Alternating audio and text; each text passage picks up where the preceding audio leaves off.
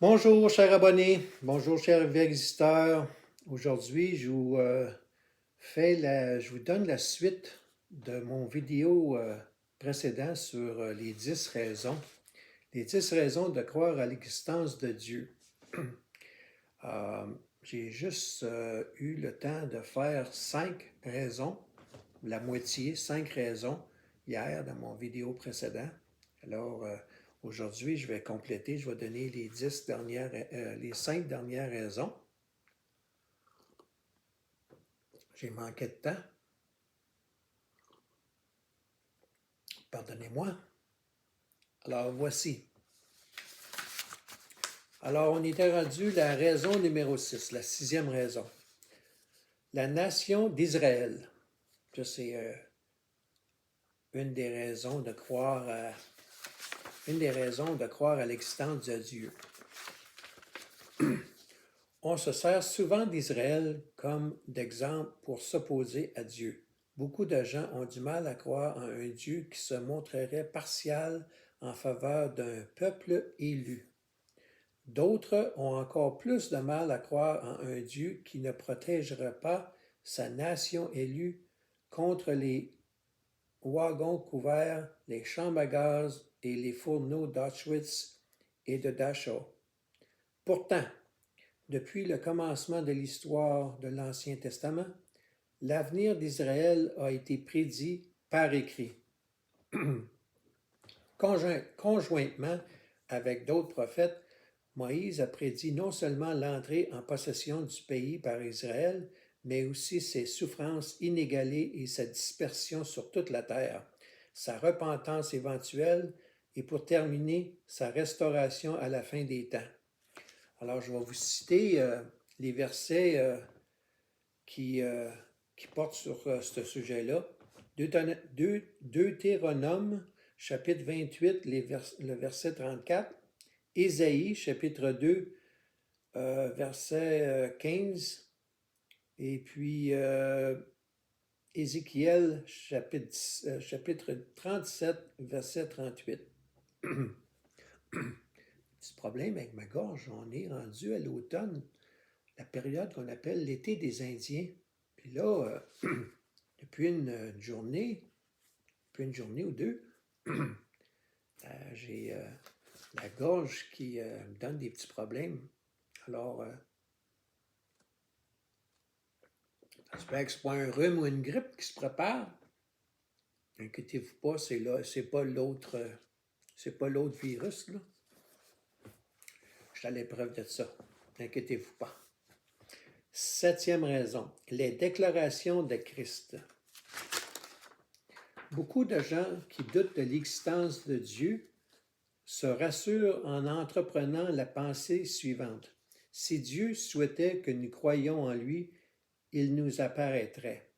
Selon la Bible, c'est précisément ce que Dieu a fait.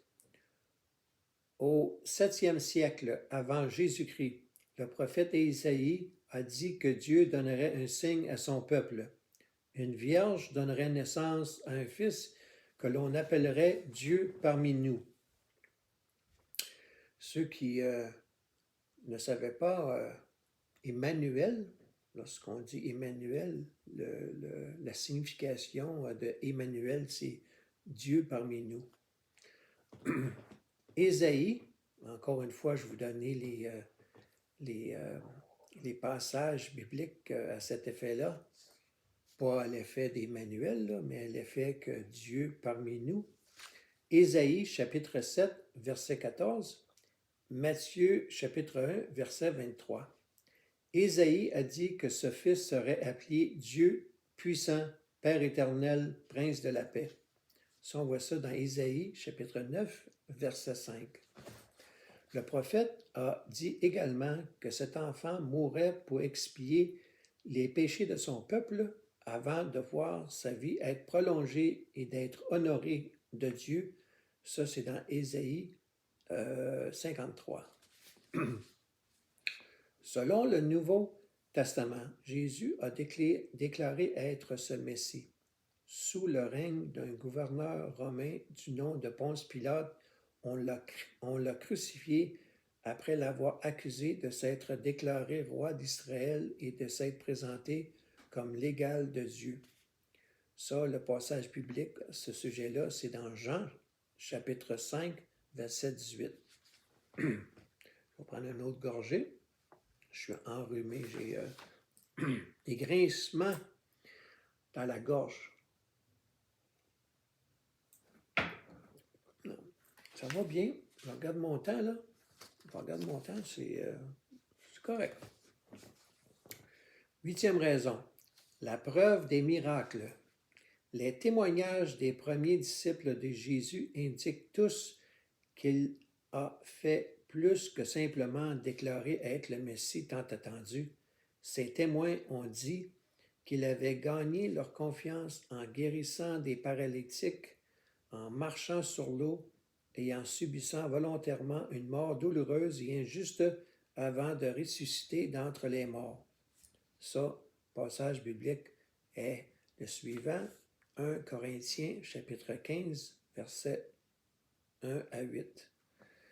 Le plus convaincant fut leur déclaration selon laquelle beaucoup de témoins ont vu Christ et lui ont parlé après avoir trouvé son sépulcre vide et avant de l'avoir vu monter au ciel sous leurs yeux. Ces témoins n'avaient strictement rien à gagner en déclarant une chose pareille. Ça, c'est un des points très importants. Puis ça vaut la peine que je le répète afin que vous saisisiez là, complètement, profondément ce qui est dit ici. Là. Parce que lorsque vous réfléchissez à ça, là, ça a énormément d'impact. Le plus convaincant, là je vais répéter, le plus convaincant fut leur réaction. On parle ici des témoins. Et les témoins de Christ. Okay? Le plus convaincant fut leur déclaration selon laquelle beaucoup de témoins ont vu Christ et lui ont parlé après avoir trouvé son sépulcre vide et de l'avoir vu monter au ciel sous leurs yeux. Ces témoins n'avaient strictement rien à gagner en déclarant une pareille chose.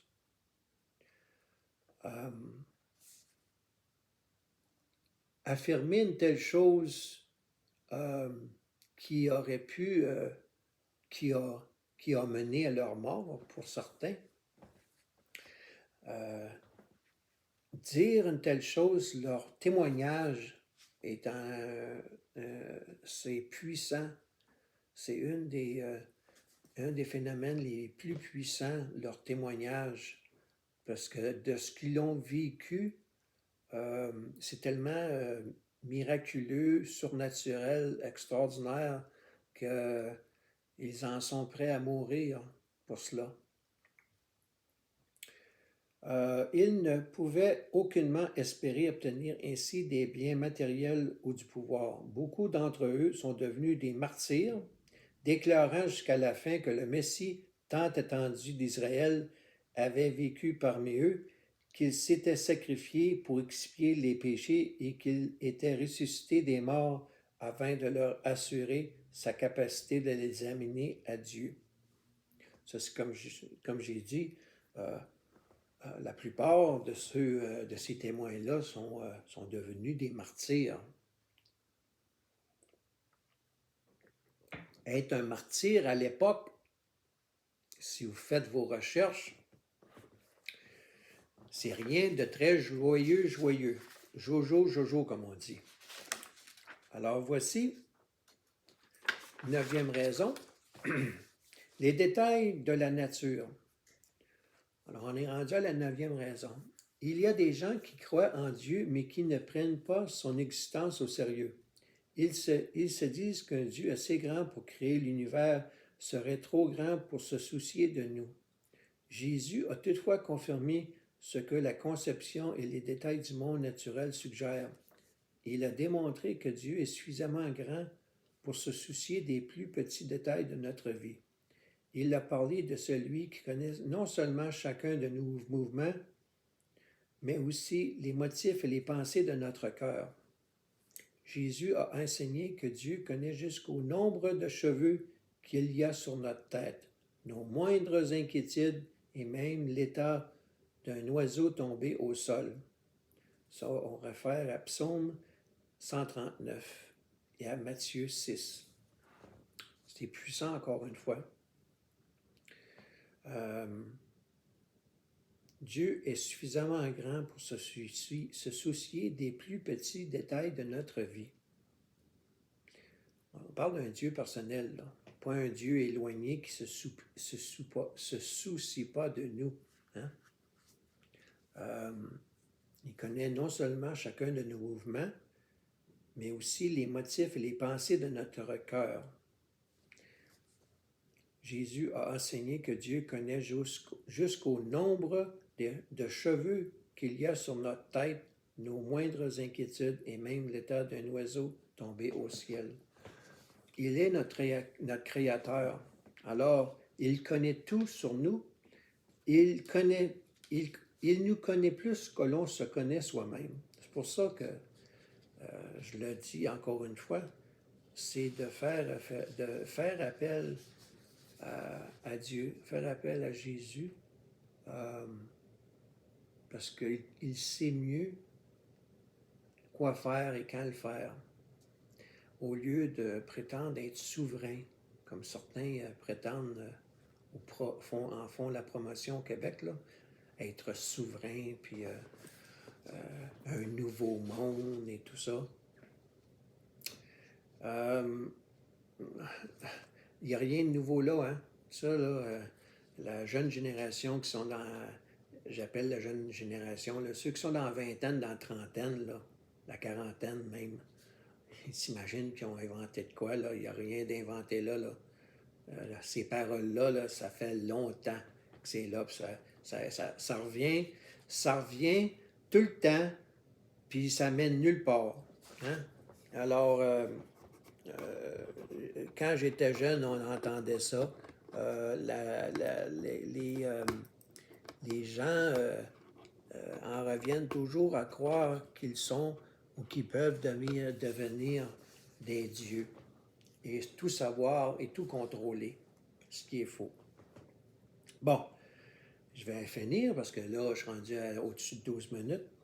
La dernière raison, la 10e, la voie de l'expérience.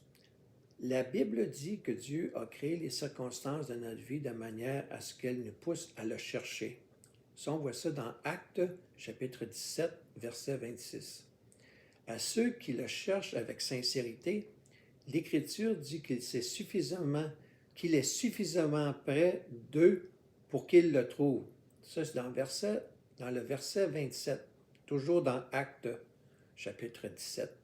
Selon l'apôtre Paul, Dieu est un esprit en qui nous avons la vie, le mouvement et l'être. Ça, c'est dans le même chapitre, le verset 28. La Bible indique tout aussi clairement, toutefois, que nous devons nous efforcer de trouver Dieu à sa manière et non à la nôtre. Il promet de se laisser trouver non par n'importe qui, mais par ceux qui reconnaissent le besoin qu'ils ont de lui et qui sont prêts à mettre leur confiance en lui plutôt qu'en eux-mêmes. Très important, ce que je viens de dire. Je vais la répéter même. On va prendre une autre gorgée. Ça vaut la peine que je répète ça. La Bible indique tout aussi clairement, toutefois, que nous devons nous efforcer de trouver Dieu à sa manière et non à la nôtre. Dieu promet, de se laisser trouver, non pas par n'importe qui, mais par ceux qui reconnaissent le besoin qu'ils ont de lui et qui sont prêts à mettre leur confiance en lui plutôt qu'en eux-mêmes. Ça dit tout.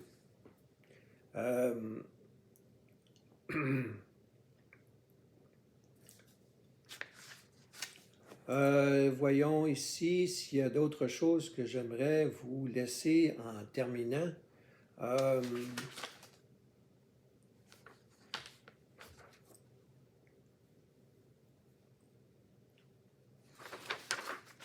les dernières notes. Si vous discernez les preuves de ce que Dieu s'est révélé à nous par son Fils, n'oubliez pas que la Bible dit que Christ est mort afin de payer le prix de nos péchés et que tous ceux qui croient en lui recevront les dons du pardon et de la vie éternelle. Le salut que Christ offre n'est pas une récompense pour des efforts fournis, mais un don fait à tous ceux qui, à la lumière des preuves, mettent leur foi en lui. Alors, on réfère au verset suivant, dans Jean, chapitre 5, les versets 24, le verset 24, dans Romains, chapitre 4, le verset 5, et dans Éphésiens, le chapitre 2, versets 8 à 10. Alors, c'est tout pour aujourd'hui.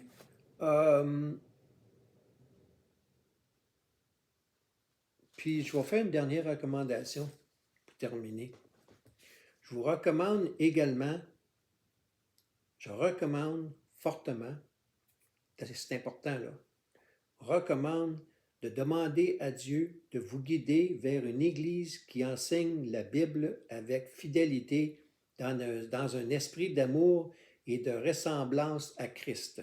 Alors, je répète, je vous recommande également de demander à Dieu de vous guider vers une église qui enseigne la Bible avec fidélité dans un esprit d'amour et de ressemblance à Christ. Je vous laisse là-dessus pour aujourd'hui. Bonne journée.